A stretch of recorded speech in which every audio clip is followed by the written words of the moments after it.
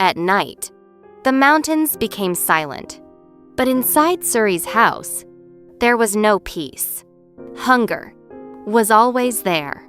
Some nights, there was no rice, only wild vegetables, or nothing at all. Her younger sisters cried, soft at first, then louder. "Mom, I'm hungry."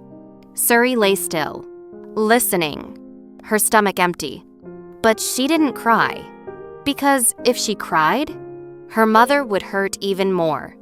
Her mother worked all day, on the mountains, under the sun, in the cold. But still, it was never enough. Sometimes, in the middle of the night, Suri had to run to her grandfather's house to borrow a small tube of rice, just enough to cook a thin porridge. She ran back, holding it tightly, like it was something precious, because it was.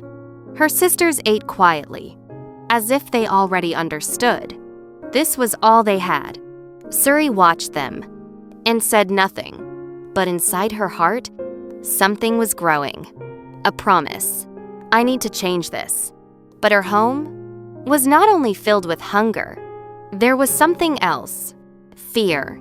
Her father was not like other fathers.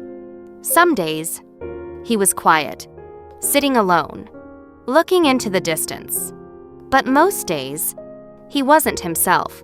He shouted, threw things, broke everything.